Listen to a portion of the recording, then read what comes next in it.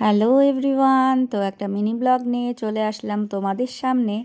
আর এই মিনি ব্লগটা হতে চলেছে ওমকারেশ্বর টেম্পল দর্শনের মিনি ব্লগ। তা আমরা আমাদের ধর্মশালা থেকে 7টায় রওনা দিয়েছিলাম, আর পৌঁছেছিলাম প্রায় ওখানে যেতে সময় লাগে 4.5 ঘন্টা। আর রাস্তায় অনেক জ্যামও ছিল, তা পৌঁছে গেছি আমরা ওমকারেশ্বর। আর এটা হলো নর্মদা নদী, নর্মদা নদীর ওই পারেই হলো ওমকারেশ্বর টেম্পল।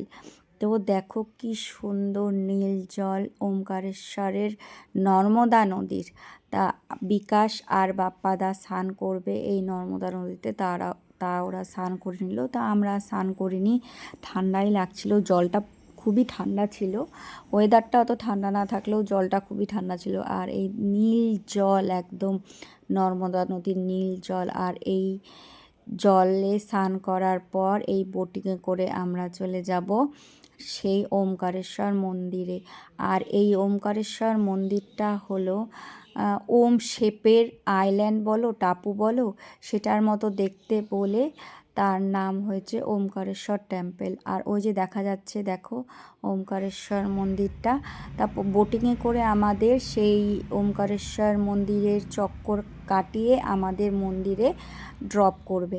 তা খুবই সুন্দর সেই নদীর রাইডটা ছিল বোটিংয়ে করে এই নীল জলের উপর দিয়ে, মানে কি সুন্দর যে লাগছিল, মানে না উপভোগ করলে সেটা হয়তো মুখে বলে বোঝানো যেত না, খুব সুন্দর লেগেছিল।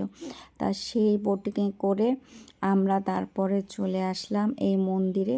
তা এখন আমরা হলে এই মন্দিরেই দাঁড়ানো। তা এই আর ওই পাশে থেকে আমরা এই পাশে এই আইল্যান্ড বা ওমকারেশ্বর টাপু যেটাই বলো, সেখানে আমরা এখন এই মন্দিরেই দাঁড়ানো। আর নিচে এই নীল জল আর এত নৌকা, মানে খুব সুন্দর, আর এত হাওয়া হাওয়া চলছিল। আর এই যে লাইন, এই লাইনে আমরা প্রায় দাঁড়িয়েছিলাম 3 থেকে 4 ঘন্টা দাঁড়িয়েছিলাম।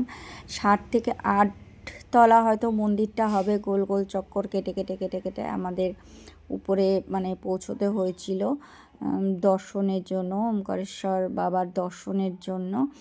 তা খারাপ লাগেনি, ভিড় ছিল অনেকই, গোল গোল গোল, কিন্তু ভিউটা বাইরের এতটা সুন্দর ছিল যে সেটা বোরিং হতে দেয়নি। আর তারপরেও চলে এসেছিলাম আরেকটা জ্যোতির্লিঙ্গ মমলেশ্বরে দর্শন করতে। এখানেও সেম লাইন, যেখানেই যাও লাইন, ভিড় ভিড় ভিড়। আর যেহেতু সেই টাইমটাতে ছুটির মানে সময় ছিল, একটা ভ্যাকেশান চলছিল সবারই, তার জন্য আরও ভিড়টা ছিল। তা সেখান থেকে দর্শন করে আমরা আবার রওনা দিলাম। তারপরে রাত্রির ডিনারটা সারলাম, সেরে আমাদের হোটেলে পৌঁছাতে পৌঁছাতে রাত্রি 2:30 বেজে গিয়েছিল।